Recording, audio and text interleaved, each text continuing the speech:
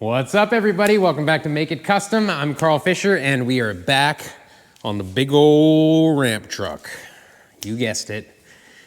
I know it's shocking. Don't forget to like, click subscribe, hit notifications, throw a comment below if you don't mind, and let's figure this thing out. Dual shocks on a giant ramp truck. Let's go.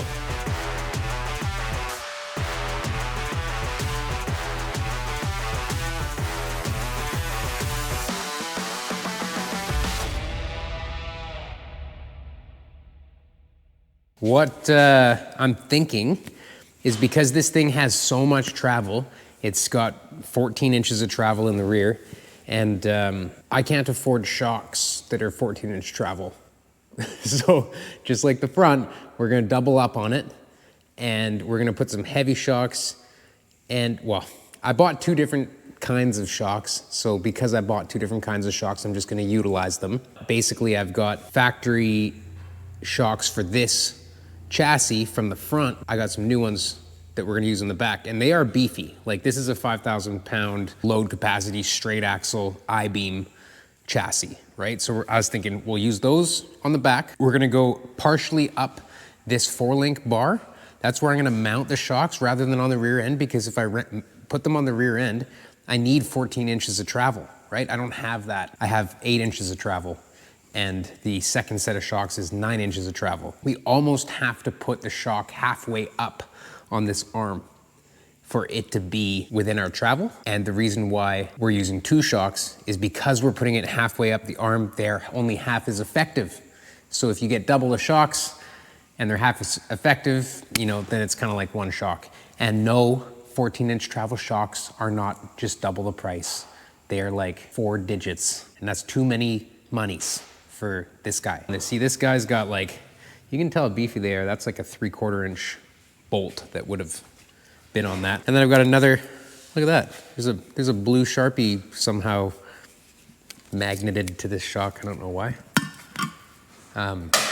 So I'm just gonna use them both. I'm gonna kind of put them somewhat like this, and two things. We have to make sure that they are gonna clear the deck, and we have to make sure that this arm is strong enough to have a shock on. I'm gonna reinforce this, and then I'm gonna mount these shocks to the chassis somehow. So today I'm gonna be working on that.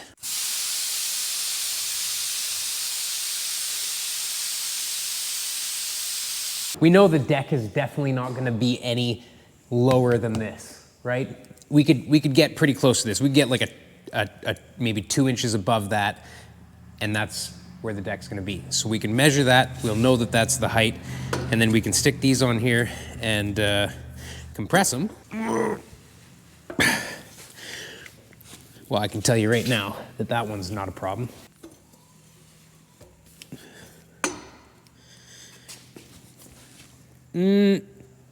Yeah, I mean, that one's definitely taller than, so we might have to run a slight bit of an angle on it, but I still think we're gonna be okay. What I'll probably do is I'll probably mount the bottoms of these first and then design the top mounts. So I think what I'm gonna end up doing is making a plate that's almost the full length of this bar. Something that maybe tapers up to a couple of holes for the shocks and then tapers back down. And that will give me that vertical strength and spread the load across the whole bar. It will eliminate so much deflection and any fatigue because that vertical plate will be taking the stress of this vertical motion, right? These tubes are extremely strong, pushing and pulling, which is what happens when you have a 4-link setup.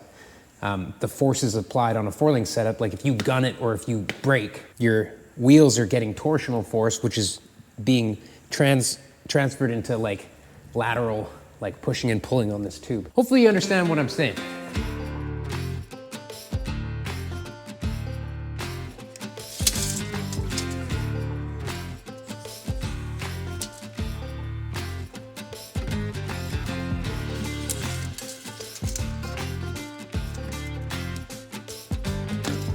So with 7 inches of travel at the back and 8¼ inches of travel, or sorry, 14 inches of travel, and we have 8¼ that means that we could be a little bit ahead of our halfway point.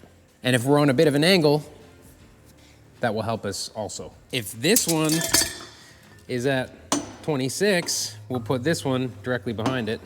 How far away do they need to be from each other for them not to hit each other and have nice distance? 3 inches, center to center. We'll probably make this out of 3/16 plate, just like we made these bars out of 3/16 plate.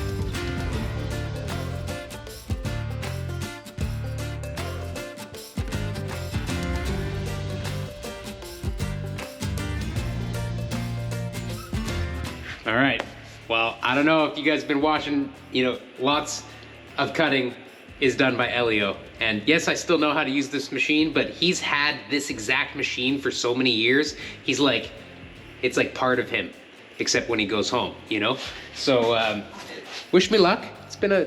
Might be a little rusty.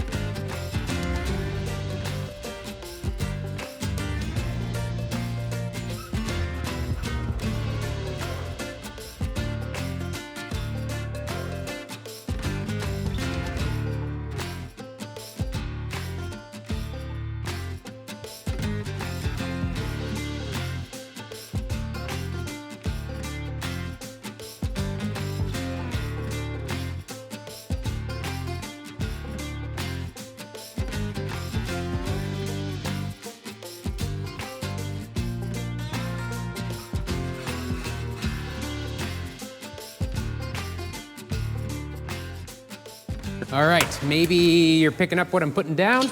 This went all right, so I'm gonna give these some welds, but basically they're gonna go like this.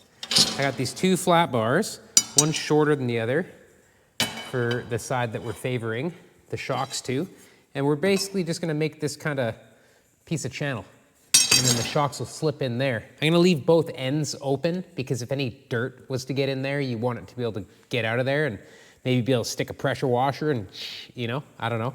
So we're gonna say that it's time to tack. I'm probably gonna weld this with the old Art Captain. Like, not a sponsored video anymore, but that welder actually welded really nice. And I'm not making commissions off of this or anything, but it's just gonna be the welder I use. I still like my big old Miller that I got when I was 17, but this thing's light to pack around and she's smooth as silk. Ah! Now, just because it's so thin and so long, they did kind of get a little bit of a warp in them. So I'm just gonna have to be careful to make sure that I tack it nice and straight. Like once I weld this piece on, it'll stay straight, right? Make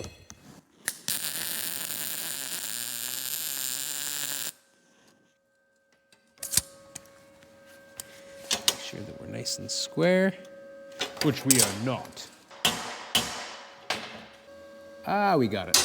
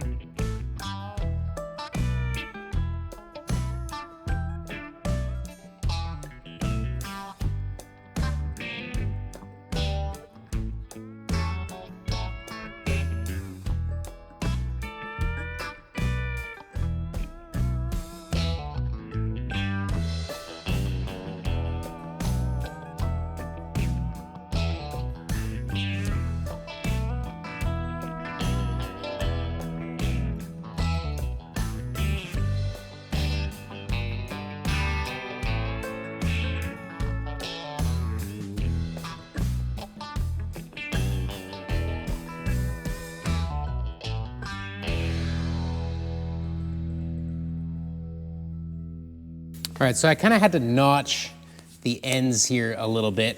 Oh, little piece still sticking on. That's because they are long enough to actually get right into our link ends, or whatever you want to call them. But pretty happy with how that worked.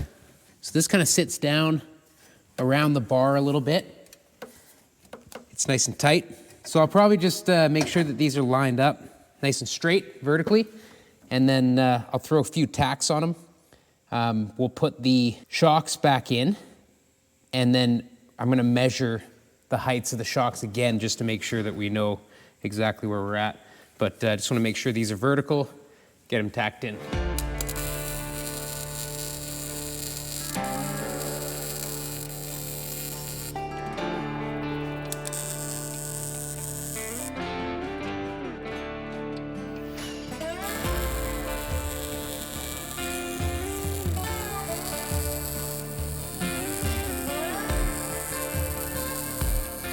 That's gonna be good enough for now. I'm just gonna huck the shocks in it and compress them and start designing the upper.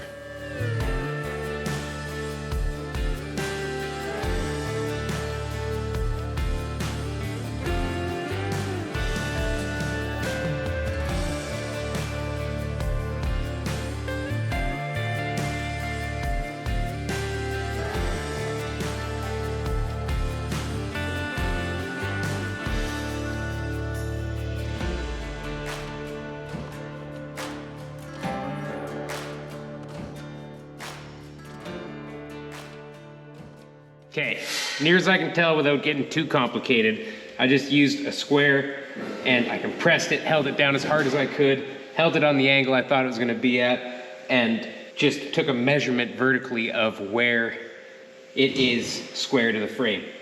So, yeah, I don't know.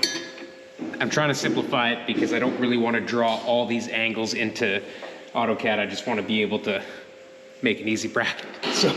I've got 15¼ inches here, straight up from there, and 13¼ inches here, and that should locate both these shocks. I'm just gonna do that and make a tower that I think is gonna be basically straight off the inside of this frame. I'm gonna start with that plate first, and then it's gonna be kind of gusseted all the way around it, as well as capped over so that we can get bolts in to get kind of double shear on these. What I mean by double shear is I want to be able to get both sides of this so that the bolt would have to shear doubly. Do you get my drift? You see this? This is how simple I've simplified drawing parts, okay? I just went up 15¼ I went over 4 3/8, which is the distance between those two marks I made. And then I came down 2 inches to bring us like to 13¼ there and 15¼ there. I'm just gonna go C for circle. We'll hit D so that it knows diameter because it automatically goes to radius. It is 9/16. Oh, I believe, let me just double check actually. The yellow ones, which are the front ones, those are 5/8. So we said diameter, so 5/8 is 6.25. We add about 20 thou so that the bolt slides through with plasma. Okay, that's that one. Now we need another circle right there.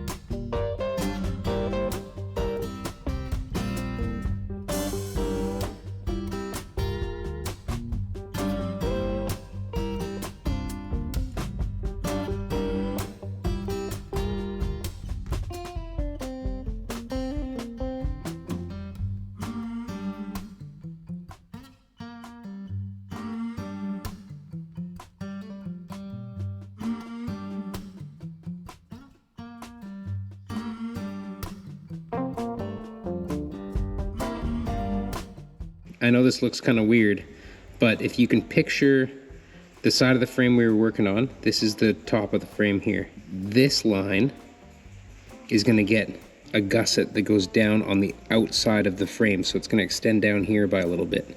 That's this piece. Now, this side is gonna get the same deal, but it's also gonna go on top of the frame to give a little bit of rigidity this way. It's gonna help it, you know? So maybe we won't need our crossbar, but I still think we should have it just for optimals.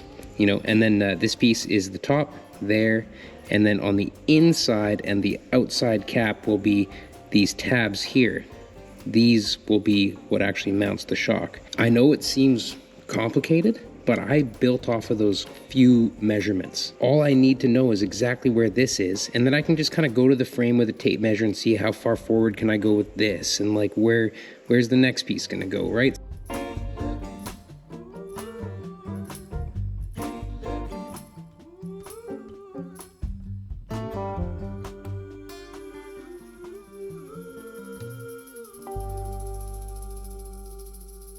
I always consult with Elio just to confirm my inner voice, you know? And so my inner voice tells me right now, like, why do you have 2 different kinds of shocks on the back, right? And if I'm being honest, it's because I had them and I wanted to use them. If I have the same shock on both sides, all 4 of them are the same, it'll be easy to replace, right? That's the front shock from this chassis. I know exactly what shock that is. As of right now, when I make this bracket, that's the blue shock, and that's the yellow shock. So the blue shock has to be higher because it's bigger shock. But we are interfering with like our heights right now. I just measured it all out, and the top of these semi wheels are 37 inches tall, and the top of my bracket, if I want to be able to house the blue shock, is 38 inches. So it's not a big deal, but it just ain't right. It just ain't right, okay? So I'm gonna get more of the yellow shocks so that all 4 of them are the same. And I'm gonna try and make this bracket just a little bit shorter. Like, it's only an inch or whatever, but it just doesn't need to be that tall. Quick reminder for you guys, if you wanted a planishing hammer, we are building 50 of these bad boys, 24 and 36 inch coming at you. They will be they're on the site right now, and we're building them. So if you want one of these, you can grab one.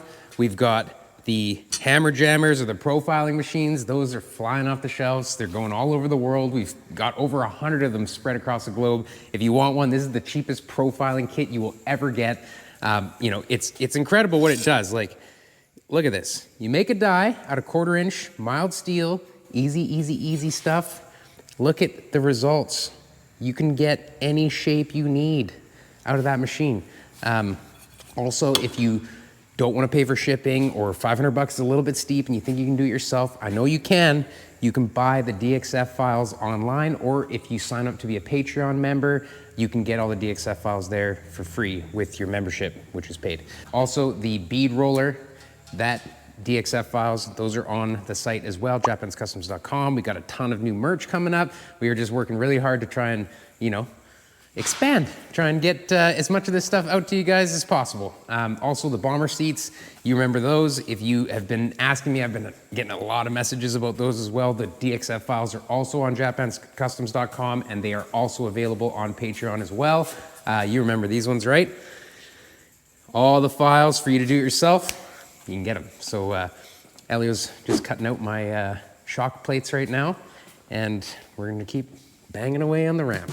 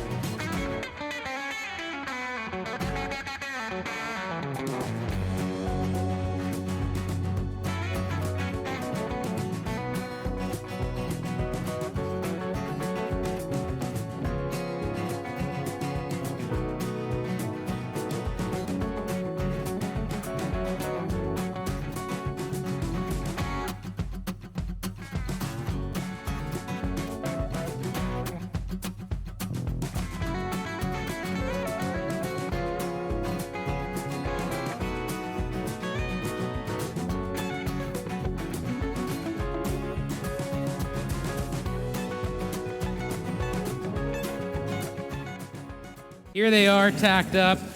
I'm really happy with how they kind of went together. How many kind of modifications I did to the drawing to equal it out. And very glad that we went with the dual shocks here because it's been so long since I was thinking about the shocks. I actually bought 4 shocks that were all the yellow ones. So we found all 4 shocks here and we're back on track. So Elio drilled out the other holes in these pieces so that they're both the larger shock. We're still gonna have to trim out this a little bit because the shock was kind of binding on that. But now I am gonna weld this up.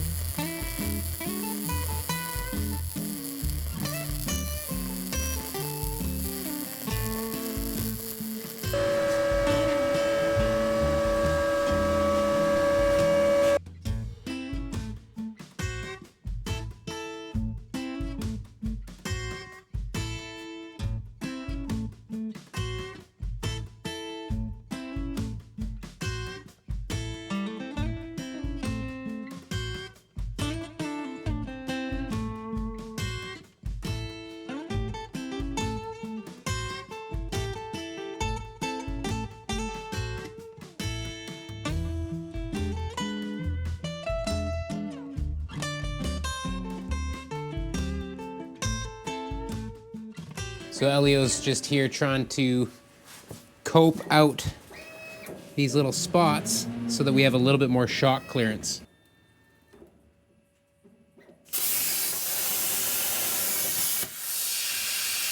Nicely done.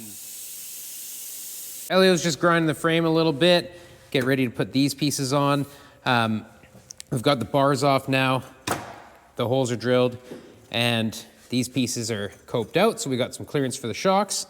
So now I'm going to finish welding these onto the bars, or at least get them tacked up square while they're on the table, and then we're ready to mount these on and give her a shot.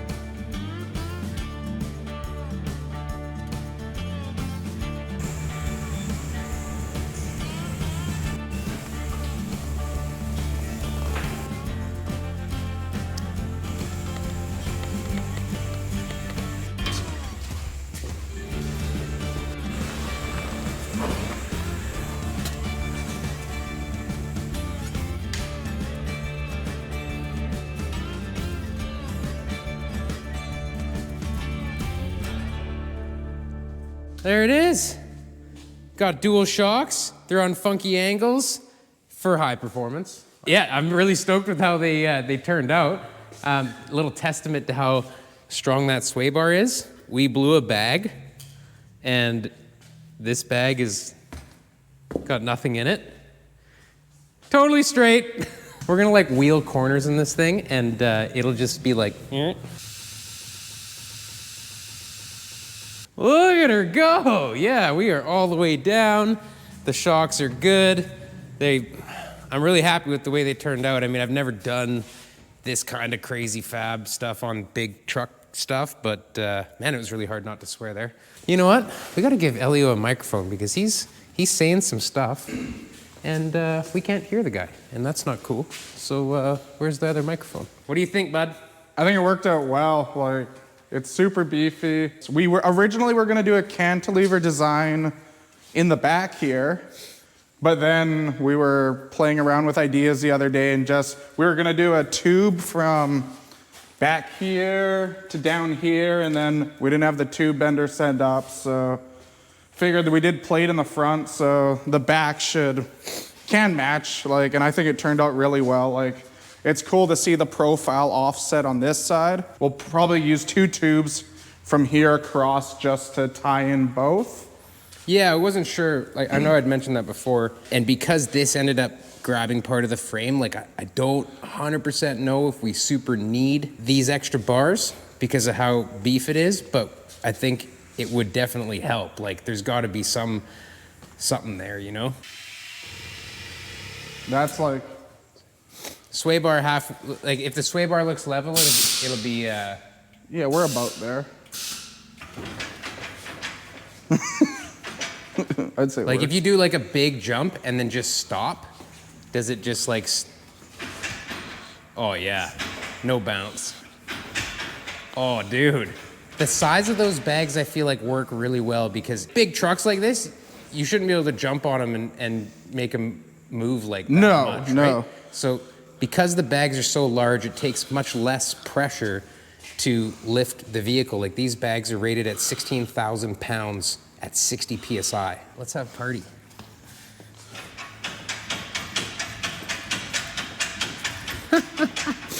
Sweet. This is solid. Wah! That is a win. We're winning. We are winning. Thank you very much, everybody, for following along on the ramp truck, and big shout out to our sponsors.